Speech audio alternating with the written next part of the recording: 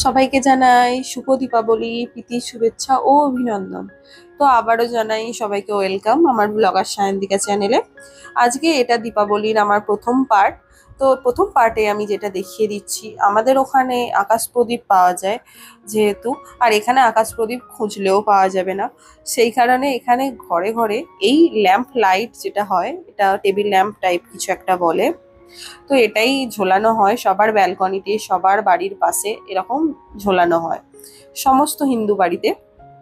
তো আমিও সেরকম একটা নিয়ে নিচ্ছি।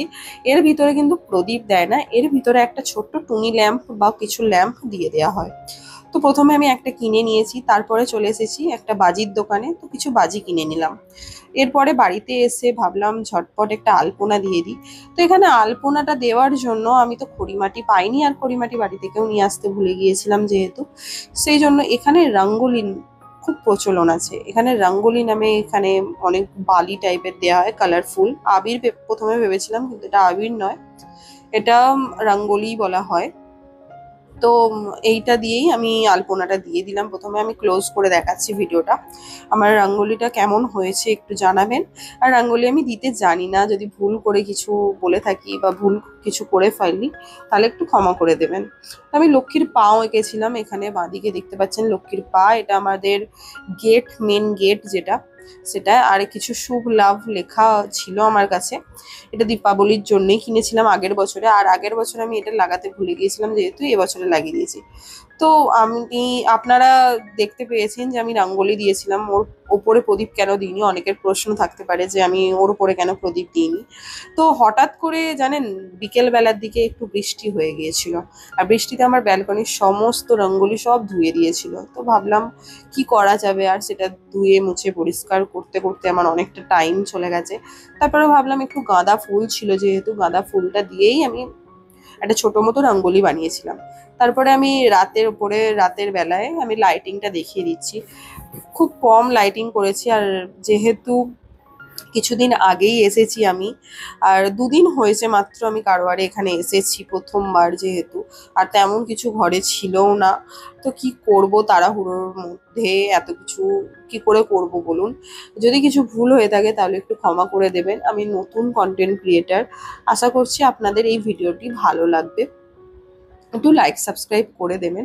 তো আমি প্রথম পার্টে দিয়েছি যে আমি কিভাবে লাইটিং করেছি, কোথায় কোথায় থাকি, কোথা থেকে শপিং করেছি এবং কি কি বাজি পুড়িয়েছি, সেসব কিছু আছে।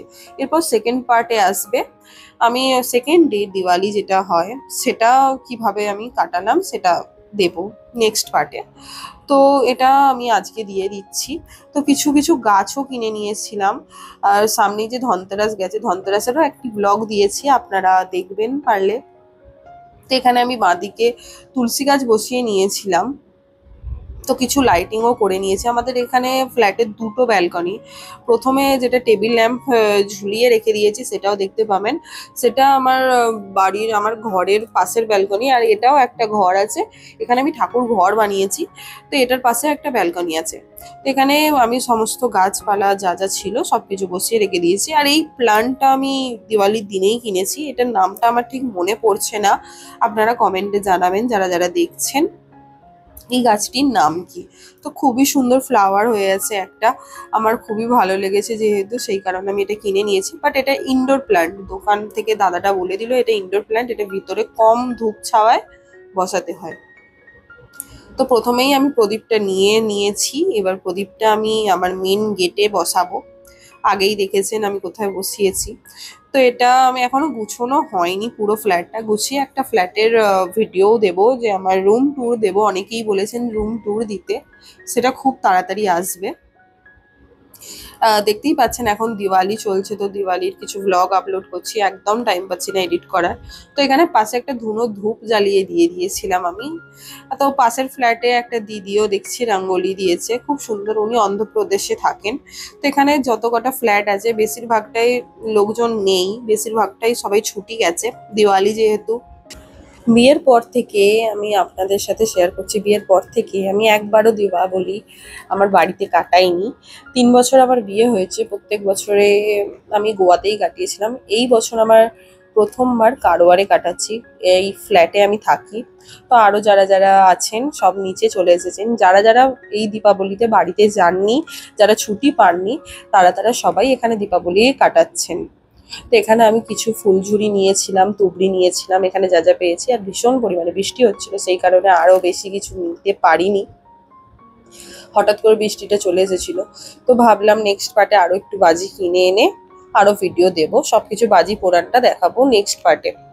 তো এখানে আমি কিছু বাজি নিয়ে নিয়েছি, আরো অনেক কিছু, আরো অনেকেই সবাই পোড়াচ্ছেন দেখলাম। তো ভালো লাগছে, খুবই ভালো লাগছে। এখানে প্রথমবার দীপাবলি বাজি ফাটানোর সময় আমার খুব একটা ভালো লাগছিল না, যেহেতু বৃষ্টি পড়ছিল। তারপর বাজি পোড়াতে পোড়াতে আমার আরো ভালো লাগছিল, সবাই এখানে পোড়াচ্ছে। আর এখানে দাদারা সবাই ছিল বাঙালি, দেখে ভালো লাগলো যে এখানে কেউ তো বাঙালি আছে। আগের বারে যখন গোয়াতে ছিলাম তখন কিন্তু কেউ বাঙালি ছিল না। আর এখানে আমার হাজবেন্ড পটকাটা দিয়ে পালিয়ে যাচ্ছে ভয়ে।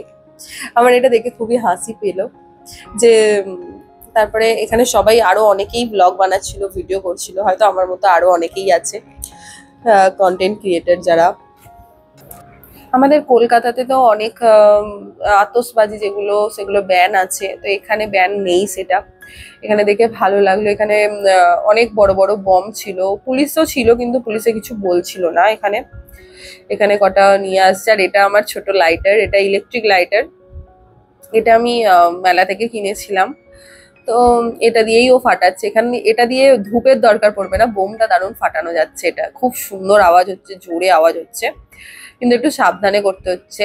তো এখানে অনেকেই লঙ্কা পটকা ফাটাচ্ছে, আরো অনেকে আছে এখানে। এখানে সবাই বাঙালি ছিল এই জায়গাটায়।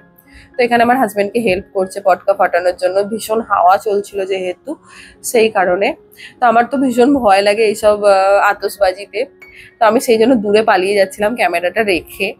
আমার ভয় লাগে যেহেতু। এখানে অনেক তুবড়ি ছিল, তুবড়িগুলো দারুণ জ্বলছিল। আর এখানে দুটো দোকান, মাত্র আমি দুটো দোকান দেখলাম কারওয়ার টাউনে, মেন মার্কেটে দুটো মাত্র দোকান আছে। সেই দুটো দোকানেই বাজি বিক্রি হচ্ছে। এটা মাঠের ভিতরে, ওখানে কোনো পুলিশেও কিছু বলছে না। তো অনেক অনেক বাজি বিক্রি হচ্ছে আর অনেক ভিড়ও ছিল। এখানে আমি লাইটারটা দিয়ে তুবড়িটা ধরিয়ে নিচ্ছি। জানেন তো বন্ধুরা, আমার না খুব ভয় লাগে বাজি পোড়াতে, সেই কারণে আমি ছুটে ছুটে খালি পালাই। আর ওইখানে ওই বাচ্চাটাকে দেখছি আমি, ও কিন্তু প্রত্যেকটা বাজি পোড়ানো, আতশবাজি বলুন যা ইচ্ছা বলুন, ও কিন্তু দাঁড়িয়ে দাঁড়িয়ে দেখছিল, সামনেও আসছিল। তো এখানে আমি যেহেতু ওই দিকে ছিলাম আর আমার ক্যামেরাটা ধরার কেউ ছিল না, সেই কারণে স্ট্যান্ডে ছিল। আর স্ট্যান্ডে তো বুঝতেই পারছেন আমি ক্যামেরাটা অন করে রেখে চলে গিয়েছিলাম ওইদিকে, আর সেই জন্য লাইটটা বেশি হয়ে গেছে। তো শেষে এরা ফানুসও উড়িয়েছিল, আমি ফানুসটাই খুঁজে পাইনি, ফানুসটা নিতেও ভুলে গেছিলাম। তো এখানে সমস্ত বাজি পোড়ানো হচ্ছে। সবাই, বাচ্চাগুলো কত সাহস বাচ্চাদের! আমার অত সাহস নেই, সত্যি কথা। আমি একদম বাজি পোড়াতে পারি না, আমার খুব ভয় করে। এখানে সবাই বাজি পোড়াচ্ছে, আমার খুবই দেখে ভালো লাগছে। নিজের হাতেও বাজি পোড়ালাম এবছরে, খুবই ভালো লাগছে। তো অনেকের হাজবেন্ডরা শিপে আছে যেহেতু, অনেকে নিচেই নামেননি, তাদের ওয়াইফরা ওপরে আছে। ওয়াইফরা শুধু একা একাই আছে, দিওয়ালিটা ওরা একা একাই কাটিয়েছে। ইনফ্যাক্ট আমার পাশে যে ফ্ল্যাটটা অন্ধ্রপ্রদেশের যারা ছিল, যিনি ছিলেন, যিনি রাঙ্গোলি দিয়েছিলেন আমার পাশের ঘরটায়, তো উনিও, ওনারাও হাজবেন্ড এখনো আসেনি, কিন্তু নেটওয়ার্ক পাওয়া গেছে, ওনার হাজবেন্ড চলে এসেছে, কিন্তু এখনো বাড়িতে ফেরেননি। তো এখানে হাওয়াই বাজি ছাড়ছিল, যেটা রকেট বাজি বলা হয় না কি বলা হয়, আমি তো রকেটই বলি, হাওয়াই বলি। তো আপনারা কি নামে জানেন সেটা জানাবেন। তো ওরাও এরকম বাজি পোড়াচ্ছিল। এই দেখুন বাচ্চাটা কি সুন্দর বাজি পোড়াচ্ছে, ভালো লাগছে দেখে। এখানে ফানুসটা ছাড়ছে। যা বৃষ্টি হচ্ছিল প্রথমে, আমি তো ভাবলাম মনে হয় বাজি পোড়াতেই পারবো না, নিচে কেউ বাজি পোড়াচ্ছে না, কিন্তু অনেক আওয়াজ পাচ্ছিলাম যেহেতু, তাই নিচে এসে দেখলাম যে না, সবাই বাজি পোড়াচ্ছে।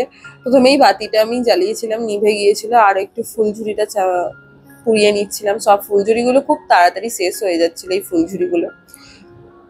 আমার তো খুবই ভালো লাগছিল।